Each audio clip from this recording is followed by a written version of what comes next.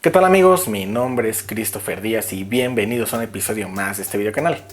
Y en esta ocasión quiero hablar sobre el backend y el frontend. Generalmente he visto en muchos videos que se hace una comparativa de estos dos, como dándonos a entender que ambas tienen que competir entre sí o que debemos decantarnos por alguna o por la otra. Backend versus frontend. ¿Cuál debería aprender? ¿Cuál es la mejor? En realidad, debemos recordar que las dos son buenas y sería interesante aprender las dos.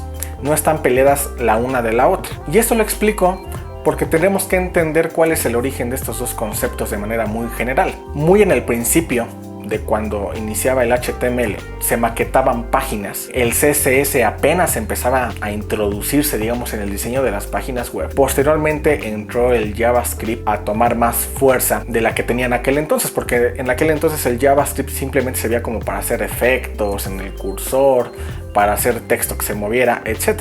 Y hoy en día el JavaScript se ha vuelto algo mucho más complejo y mucho más robusto que se debe hacer. A raíz de esto, pues en realidad estos y otros factores, como que también la tecnología ha avanzado, como que también los usuarios se vuelven más demandantes, hay más desafíos tecnológicos. El backend, que en ese momento, digámoslo, no se distinguía uno de otro, pues empezó a volverse mucho más robusto también. Ante estos escenarios en que la parte de la interfase de usuario y por otro lado todo lo que ocurre detrás, pues es necesario empezar a crear estas dos grandes divisiones que es el frontend y el backend. Ahora, creo que lo más importante es entender qué es el backend y qué es el frontend de una manera muy sencilla, y para ello me gusta usar una analogía con el cuerpo humano.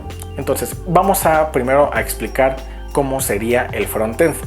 Si nosotros analizamos, estamos compuestos de huesos, de músculos y de la piel, como para hablar de una forma muy general. En el frontend tenemos el HTML, tenemos el CSS y tenemos el JavaScript. Si nosotros lo comparamos con el cuerpo humano, los huesos vienen siendo como el HTML, porque son realmente los que le dan la estructura a nuestro cuerpo. Por otro lado tenemos el CSS, que viene siendo la piel, porque eso es lo que nos da la apariencia, es lo que nos da el color. Y finalmente tenemos el JavaScript, que el JavaScript viene siendo con los músculos, que nos permiten dar como cierto dinamismo al cuerpo, como para que este no se quede completamente estático. Ahora, hablando del tema del backend, este lo podemos ver como el cerebro. El cerebro finalmente es algo que nosotros a simple vista no podemos ver, pero está ahí y está generando información importante. En el cerebro o en el backend es donde ocurren cosas como las bases de datos, los lenguajes, la gestión de los servidores, etc. Todo este tipo de cuestiones que en realidad no son del todo visibles, por decirlo de alguna forma, a primera apariencia, pero están ahí.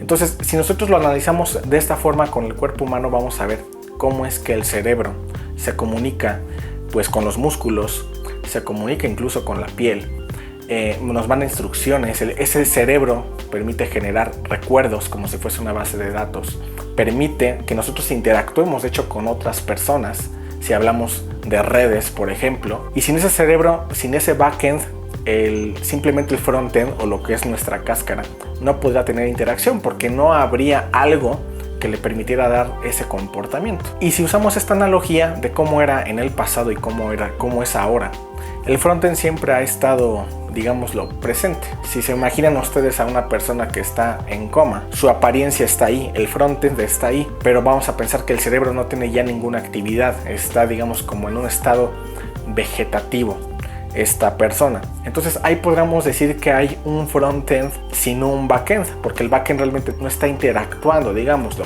Esto digámoslo muy metafóricamente, ¿no? Porque la persona sigue viva y vaya, si el cerebro estuviera muerto, pues la persona ya no estaría viva. Pero esta es una forma de entender cómo el frontend puede existir en cierta manera sin depender completamente de un backend, a excepción de lo que es el servidor.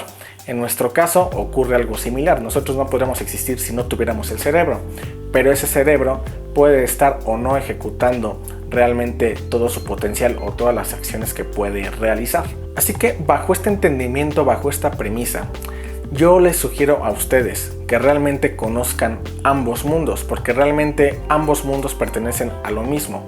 Simplemente lo importante de esto es que nosotros los conozcamos ambos y nos especialicemos en uno, porque como han crecido tanto, son ya tan demandantes, es muy importante que nosotros debemos especializarnos para resolver problemas muy particulares, pero es importante que tengamos un claro conocimiento de qué hacen ambos mundos.